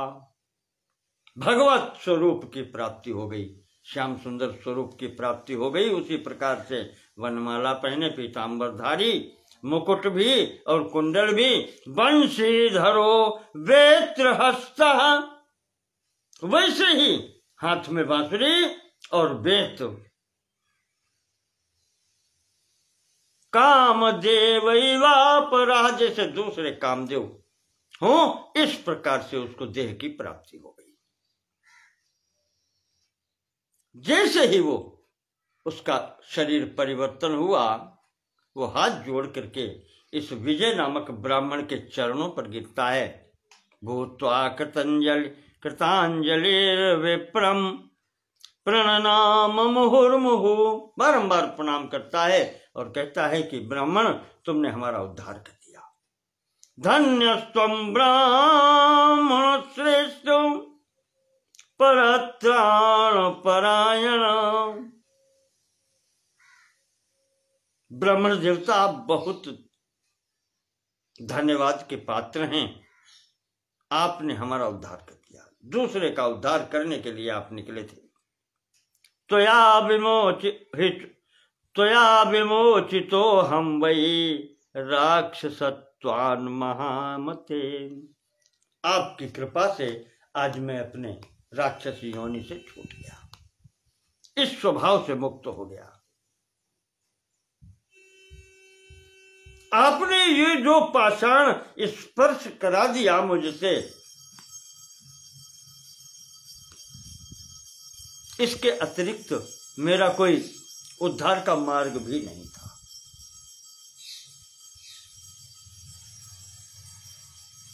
कहते पाषाण स्पर्श मात्रेण कल्याणम में बभूवः, न कोपि माम मोचयितुम समर्थो हित्वया विना। न कोपि माम मोचयितुम समर्थो हि त्वया बिना। इस प्रकार से तुम्हारे बिना ब्राह्मण देवता मेरा उद्धार करने में कोई समर्थ भी नहीं था, तुमने ही मेरा उद्धार कर दिया। आज वो ब्राह्मण, वो विजय, बहुत आश्चर्यचकित होकर के इस सिद्ध पुरुष से पूछता है कि तुम अभी राक्षस थे, आज तुम इस सिद्ध स्थिति में हो गए, तुम सिद्ध पुरुष हो, कोई अपने बारे में बताओ। और ये चमत्कार कैसे हुआ? तुम कहते हो शिला स्पर्श से हो गया, तो इस शिला का प्रभाव क्या है? तो वो सिद्ध कहता है कि ब्राह्मण, तुम मथुरा हो आए, तुम यमुना स्नान किए, तुम गिरिराज गोवर्धन गए और तुम गिरिराज की ये शिला लाए, और तुम्हें ये नहीं पता कि इसका महत्व क्या है।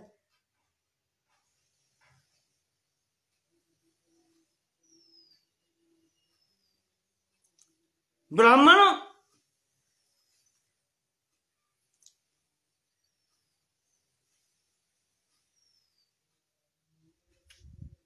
ये जो गिरिराज है, ये जो गोवर्धन है, उनकी स्थिति क्या है? गिरिराजो हरे रूपम, ये भगवान विष्णु का स्वरूप है।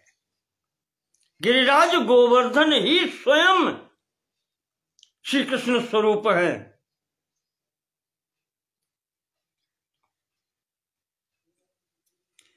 गिरिराजो हरे रूपम श्रीमान गोवर्धनो गिरि।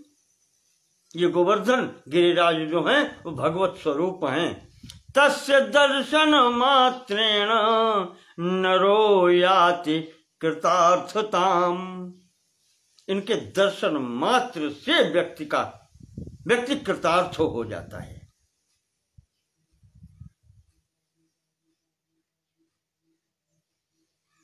आचार्य रामानुज पांडेय जी, सुनो प्रेम से। वो जो मुक्त हो गया राक्षस, जिसको गर्ग जी ने सिद्ध लिखा है, वो कहता है विजय ब्राह्मण से कि ब्राह्मण, तुम ये सब कुछ करके लाए, पर तुम्हें पता नहीं है गिरिराज गोवर्धन स्वयं भगवान है। गंधमादन यात्रायाम, गंधमादन पर्वत की यात्रा करने से जो फल मिलता है, उससे करोड़ों गुना फल गिरिराज के दर्शन से प्राप्त हो जाता है।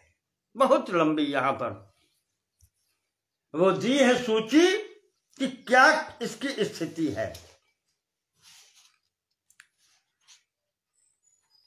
सबसे बढ़कर के ये गिरिराज है। जब कह दिया कि वो भगवत स्वरूप ही है, दूसरा नहीं कोई।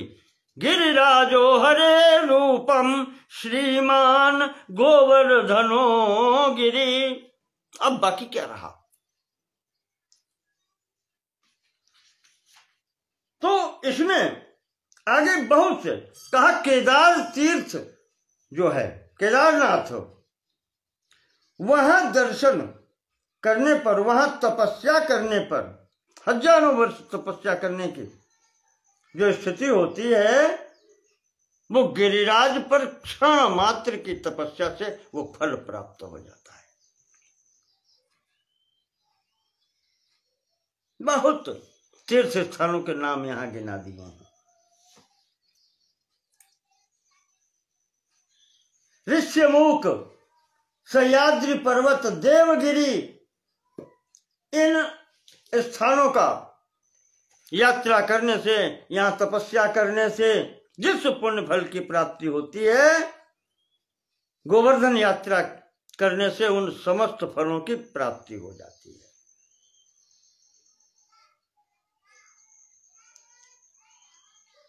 वो सिद्ध कहता है कि गिरिराज गोवर्धन के दर्शन, स्पर्श, इनकी यात्रा से जो फल प्राप्त होता है, उसकी बराबरी कोई कर नहीं सकता।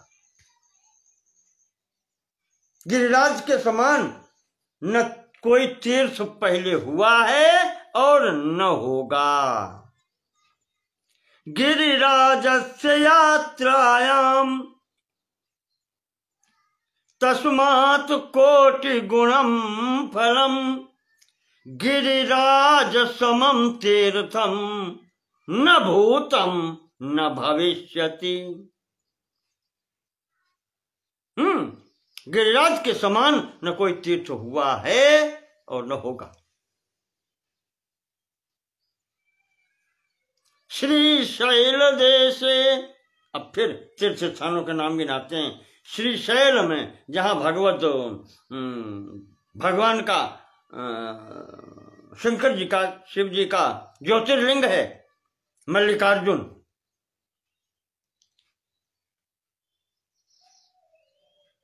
उसका नाम लेते हैं श्रीशैल। वेंकटाचल, जहां पर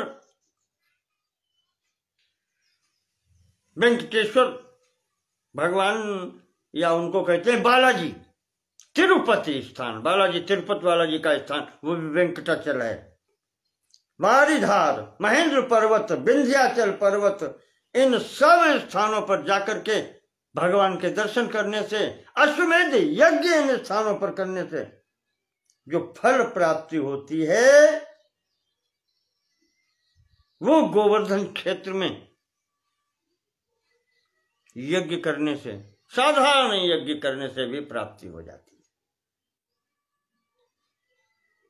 चित्रकूट पर्वत पर रामनवमी के दिन मंदाकिनी में स्नान से, वैशाख तृतीया अक्षय तृतीया को पर्यात्र पर्वत पर, वैशाख पूर्णिमा को कुकराचल पर्वत पर, द्वादशी के दिन नीलाचल पर, नीलाचल जगन्नाथपुरी, और सप्तमी को इंद्रकील पर्वत पर स्नान दान तपस्या से जो फल प्राप्त होता है उनसे करोड़ों गुना फल गोवर्धन तीर्थ में स्नान दान तपस्या से प्राप्त हो जाता है।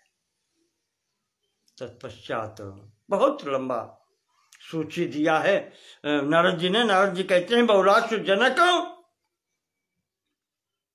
बृहस्पति ग्रह जब सिंह राशि में होते हैं, मैं आपको बताऊं,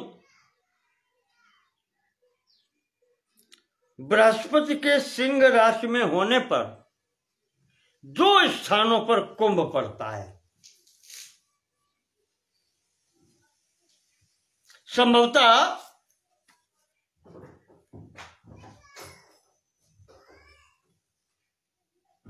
जब बृहस्पति सिंह राशि पर हो और सूर्य भी सिंह राशि पे हो, सूर्य और बृहस्पति सिंह राशि पर हो, तो नासिक में गोदावरी तट पर कुंभ पड़ता है।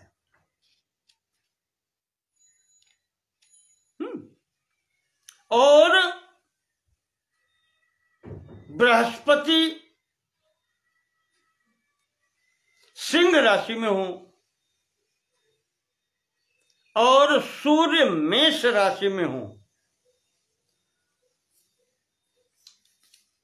तब उज्जैन में कुंभ होता है। सिंह राशिस्थ बृहस्पति की बहुत मान्यता है। हमारे भारतवर्ष में 4 स्थानों पर कुंभ पड़ता है। तो बृहस्पति जब सिंह राशि पर होते हैं तो 2 स्थानों पर कुंभ होता है। मेष राशि का सूर्य है अर्थात वैशाख मास में उज्जैन में, और सिंह राशि में सूर्य है अर्थात भादों के महीने में, भाद्रपद मास में गोदावरी के तट पर, वहां नासिक में कुंभ पड़ता है। ऐसे ही अब बात आ गई है तो शेष 2 भी बता दें। कुंभ राशि गते जीवे, जब बृहस्पति कुंभ राशि में हो, यदिने में सगो रवि, और सूर्य जिस दिन मेष राशि पर पहुंचे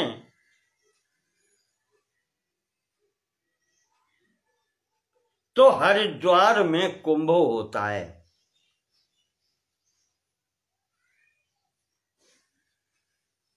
सूर्य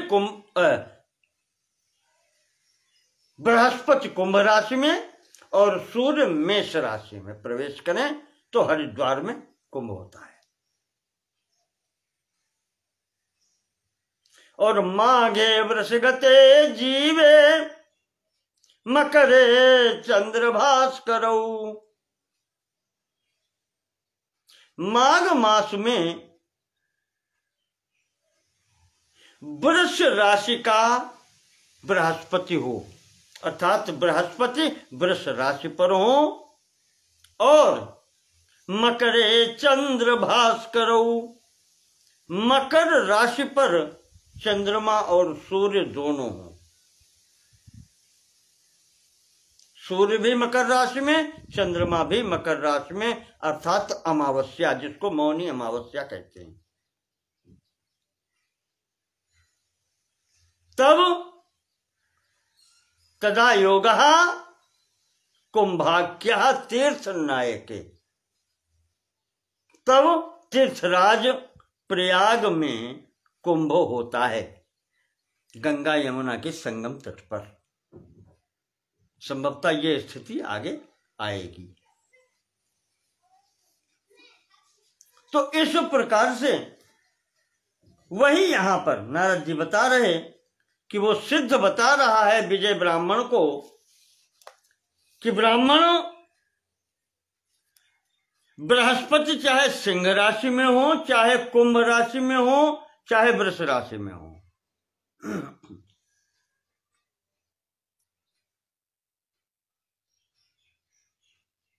कुंभ में स्नान करने पर और बृहस्पति के पुष्य नक्षत्र में होने पर, पुष्कर तीर्थ में स्नान करने पर, चंद्र ग्रहण होने पर काशी में, सूर्य ग्रहण होने पर कुरुक्षेत्र में, फाल्गुन में नैमिषारण्य में, एकादशी के दिन शुकर तीर्थ सोरों में। ये दिन निश्चित हैं, कहां किस तीर्थ में कब जाना चाहिए वो बता रहे हैं। कार्तिक पूर्णिमा को गढ़मुक्तेश्वर में, जन्माष्टमी के दिन मथुरा में, द्वादशी के दिन खांडव वन में। इंद्रप्रस्थ तो हो गया, वो स्थिति समाप्त हो गई। और कार्तिकी पूर्णिमा को ही बटेश्वर नामक स्थान, वहां पर महावट है, वहां मकर संक्रांति पर तीर्थराज प्रयाग में, रामनवमी के दिन अयोध्या में सरयू तट पर, शिव चतुर्दशी महाशिवरात्रि को वैद्यनाथ वन में, सोमवती अमावस्या को गंगा सागर संगम में, दशमी को सेतुबंध रामेश्वर में, और सप्तमी को श्री रंग तीर्थ दक्षिण भारत में है, वहां जाकर के किया हुआ जो भी पुण्य कर्म करते हैं, स्नान, दान, तपस्या, जप, देव पूजन, जो भी करते हैं, ब्राह्मण पूजन, उन सब से जो पुण्य प्राप्त होता है, वो सब पुण्य केवल गिरिराज गोवर्धन की यात्रा करने से प्राप्त हो जाता है। जो भगवान का चिंतन करते हुए, भगवान कृष्ण का चिंतन करते हुए गोविंद कुंड में स्नान करता है, वो भगवान कृष्ण का सारूप्य प्राप्त कर लेता है। मानसी गंगा में स्नान करने से अश्वमेध यज्ञ की प्राप्ति होती है। अश्वमेध यज्ञ के करने से जो पुण्य प्राप्ति होती है, वो केवल इसमें स्नान करने से प्राप्त हो जाती है।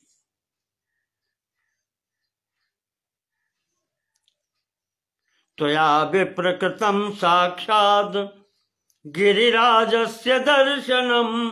तो ब्राह्मण, ऐसे क्षेत्र से तुम होकर के आ रहे हो, तुमने साक्षात गिरिराज के दर्शन किए हैं। स्पर्शनम च ततः स्नानम न त्वत्तोप्यधिको भुवि। हे ब्राह्मण, वहां तुमने स्नान भी किया है, वहां तुमने दर्शन तो किए ही हैं गिरिराज के, स्पर्श भी किया है। तो ब्राह्मण, तुमसे अधिक संसार में सौभाग्य किसका होगा? तुमसे अधिक भी कोई नहीं है। न मन्यसे चेन माम पश्य महापातकिनम परम। अगर तुम्हें ब्राह्मण विश्वास नहीं हो रहा तो कहते हैं ब्राह्मण तुम मुझे देखो, तुम्हारे सामने से ही तुमने जो वो गोवर्धन की शिला का मेरे ऊपर प्रहार किया था, गोवर्धन शिला स्पर्शात कृष्ण सारूप्यताम गतम। उस इस शिला के स्पर्श मात्र से मैं कृष्ण की स्वरूपता को प्राप्त हो गया, सारूप्य मुझे प्राप्त हो गया।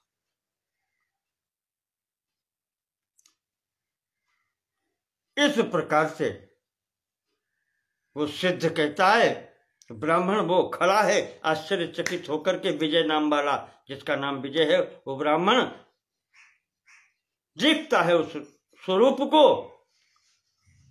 फिर कहता है कि सिद्ध,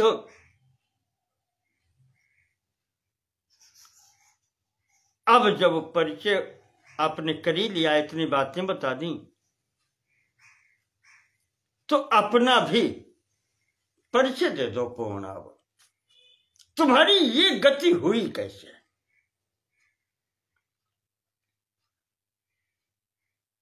ब्राह्मण पूछता है कि अभी तुम जिस स्वरूप में थे, राक्षस स्वरूप में, वो गति तुम्हारी कैसे हो गई? तो वो अपना परिचय देता है, कहता है, ब्राह्मण क्या बताएं,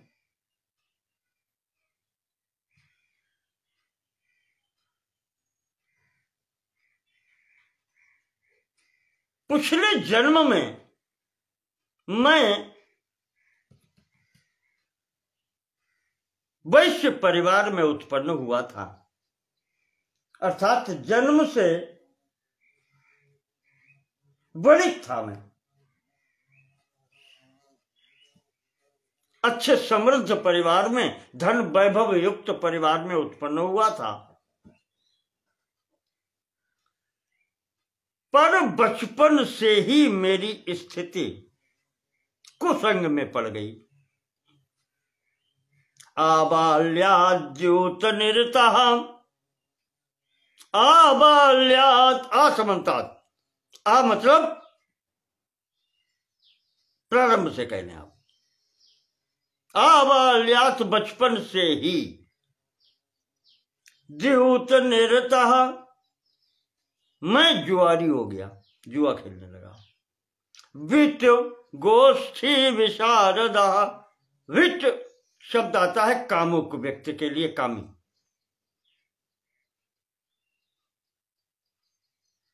अर्थात वैश्यागामी हो गया मैं। जुआरी और वित्त गोष्ठी विशारदा, कामुकों की गोष्ठी का विशारद, सीधे बात करने आप वैश्यागामी हो गया।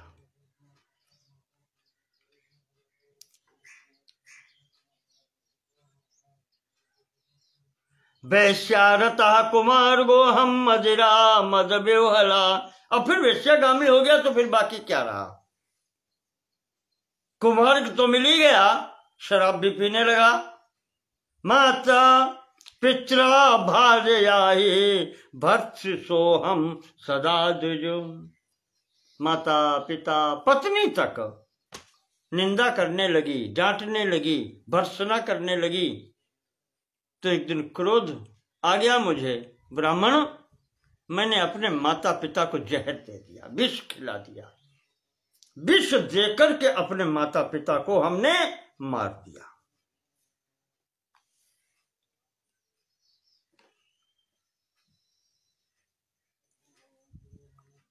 एकदा तो मया विप्र पितरऊ, माता पिता को गर्दानतः, गर विष खिला दिया, मारितऊ मार दिया विष खिलाकर, और अपनी पत्नी को लेकर के घर से निकल दिया, धन इत्यादि सब कुछ लेकर के पत्नी को भी लिया, और एकांत स्थली में ले जाकर के मारितऊ च तथा भार्या खंगेन पथिम आगता, मार्ग में तलवार से हमने अपनी पत्नी को भी काट डाला, समस्त विघ्न समाप्त कर दिए। अब धन इत्यादि जो कुछ भी था सब घर का लेकर के उस वेश्या के घर में पहुंच गया।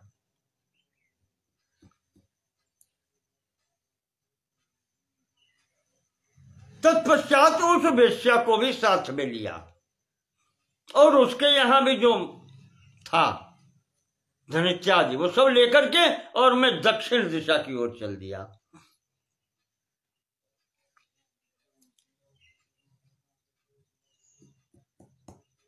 मैं इतना अंधा हो गया उस कुमार्ग में। कहते हैं कि मार्ग में एक स्थान पर एक अंधे कुएं में मैंने उस वेश्या को भी धकेल दिया, मार दिया, उसको भी अंधे कुएं में डाल दिया जंगल में, और संपूर्ण धन लेकर के चल दिया, वहीं जंगलों में रहने लगा, लूट मार करने लगा।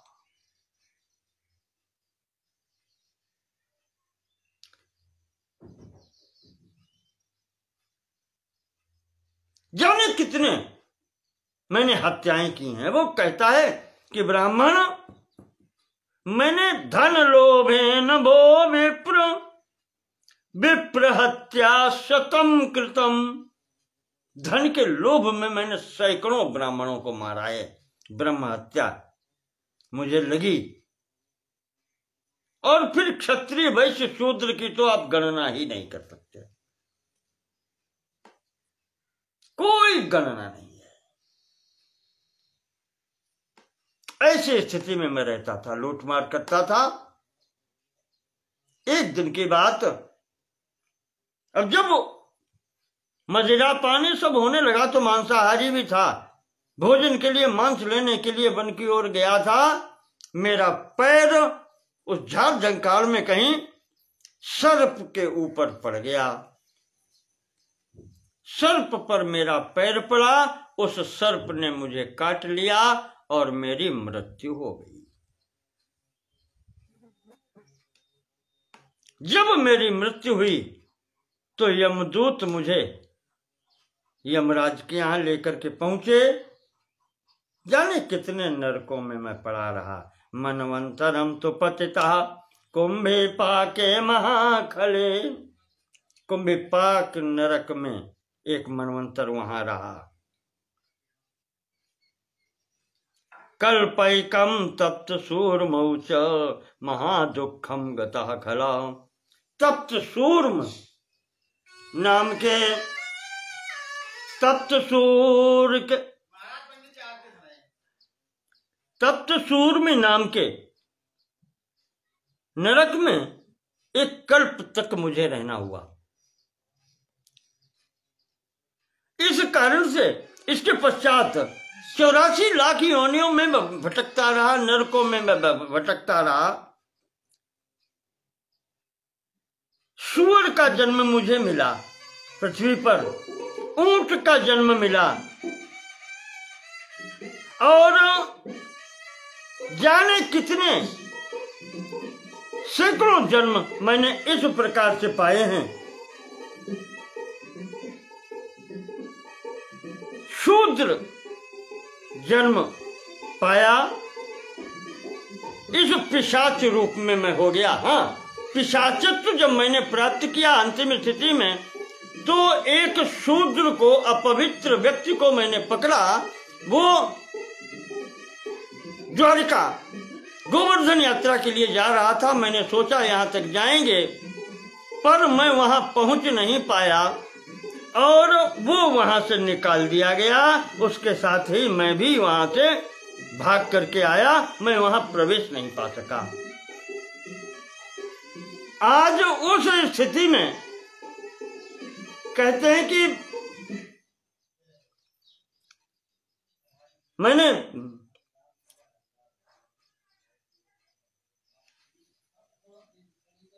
बहुत बड़ी स्थिति उसने बताई। इस भारत खंड में ही मेरी जो स्थिति हुई है, 100 जन्मों तक व्याघ्र रहा, 10 जन्मों तक सूकर रहा, 100 जन्म ऊंट के हुए, 100 जन्म भैंसे के हुए, 1000 जन्म सांप की योनि में रहा।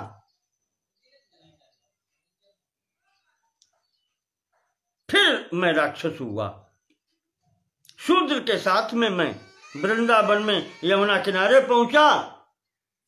वो उसने यमुना स्नान किया, वहां भगवान के पार्षद थे। पार्षद ने मुझे बहुत मारा पीटा, मैं वहां रह नहीं सका, इसलिए मैं भाग आया।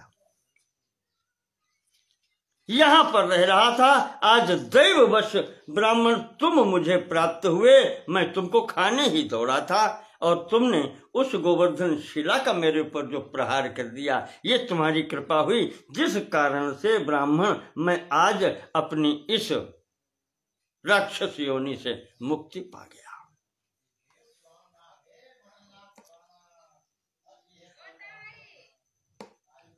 आज तुम्हारी कृपा से ब्राह्मण मैं गोलोक धाम जाऊंगा, भगवत प्राप्ति होगी मुझे। ये बातचीत चल रही थी, तो इसी समय गोलोक धाम से भगवान का वो विमान आ गया, पार्षद लेकर के विमान आ गए।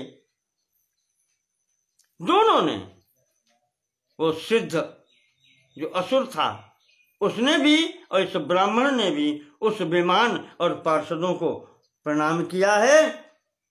वो सिद्ध उस विमान में बैठ करके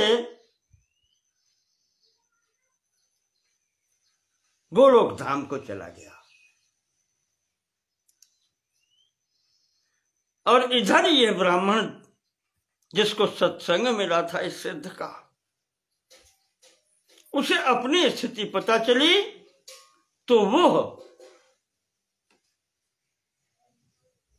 सब कुछ छोड़ करके पुनः वृंदावन वापस किया, गोवर्धन परिक्रमा की, पुनः परिक्रमा की, समस्त तीर्थ स्थलों पर भ्रमण करके, प्रणाम करके, यमुना स्नान करके, तब ये अपने गोदावरी किनारे जो इसका गांव था, घर था, वहां को जाता है। गोवर्धन के प्रभाव की ये कथा राजन बहुत विचित्र है, ये मोक्षदायिनी है। जो इसको सुनता है उसको भी पाप का नाश होता है, इसका मैंने तुम्हारे समक्ष वर्णन किया। और ये है, नारद जी कहते हैं कि इस तीसरे खंड का, गोवर्धन खंड का, गिरिराज खंड का ये अंतिम प्रसंग था। राजन बहुलास्व, अब तुम आगे क्या सुनना चाहते हो?